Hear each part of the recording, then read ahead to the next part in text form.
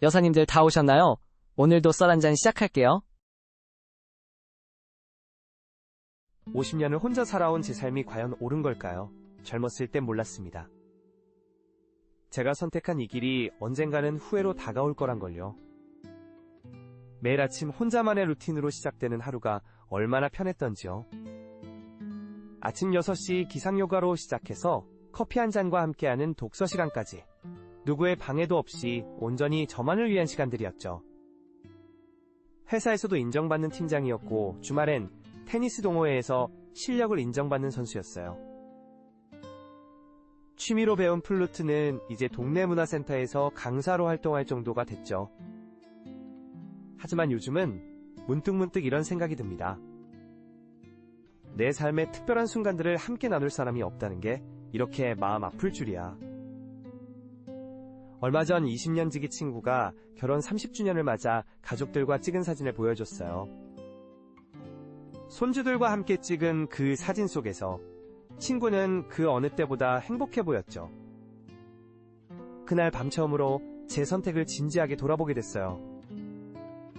출근길 지하철에서 마주치는 노부부들의 모습이 자꾸만 눈에 들어오기 시작했어요.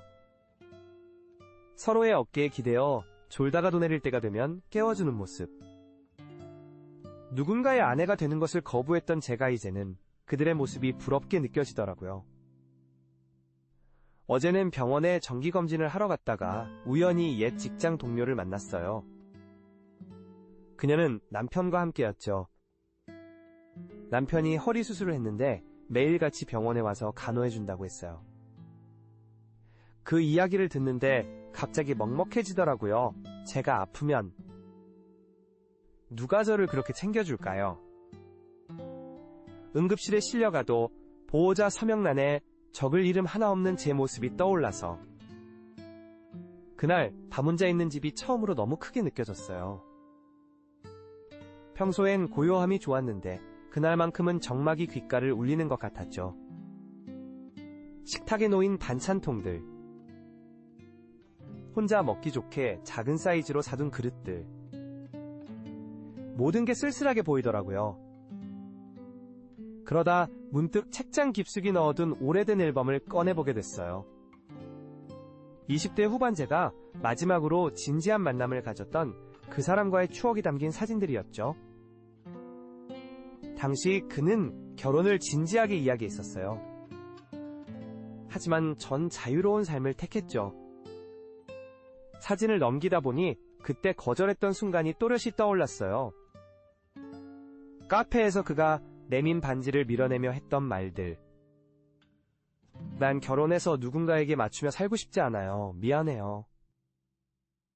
그땐 그게 최선의 선택이라 믿었는데 얼마 전에 우연히 그의 소식을 들었어요. 이제는 손주까지 본 할아버지가 됐다더군요. 그의 아내는 유방암 투병 중이라는데 하루도 빠짐없이 병원에 내려가 손수죽을 끓여 먹인다고 해요. 그 이야기를 전해들은 순간 가슴 한켠이 무너져 내리는 것 같았어요. 그날 이후 자꾸만 과거가 떠올랐어요. 독립적인 삶이란 명목으로 얼마나 많은 인연을 스스로 잘라냈던가. 사랑한다는 말이 부담스러워 도망쳤던 순간들. 책임지는 게 두려워 피했던 수많은 기회들. 어제는 동네 마트에서 장을 보다가 울컥했어요. 카트 가득 장을 담아 계산하는 할머니 옆에서 할아버지가 카드를 꺼내며 여보 이번 달엔 내가 계산할게 하시는 모습을 보고 그 소소한 일상의 다정함이 제 마음을 흔들었어요. 집으로 돌아오는 길 갑자기 다리에 힘이 풀려 벤치에 주저앉고 말았죠. 내 선택이 옳았다고 이게 최선이었다고 수십 년간 스스로를 설득해왔는데 그 순간만큼은 인정할 수밖에 없었어요. 제가 정말 두려웠던 건 자유를 잃는 게 아니라 사랑하는 사람을 잃는 아픔이었다는 걸. 그때 제 어깨를 토닥이는 따뜻한 손길이 느껴졌어요. 고개를 들어보니 옆집에 사시는 할머니였죠. 그리고 그분의 한마디가 제 가슴을 울렸습니다. 인생은 아직 끝나지 않았어요. 그 말씀이 제게는 큰 울림이 됐어요. 그날 밤오랜만에 일기를 썼죠. 제가 진정으로 원하는 게 무엇인지, 앞으로의 삶을 어떻게 채워나가고 싶은지에 대해서요.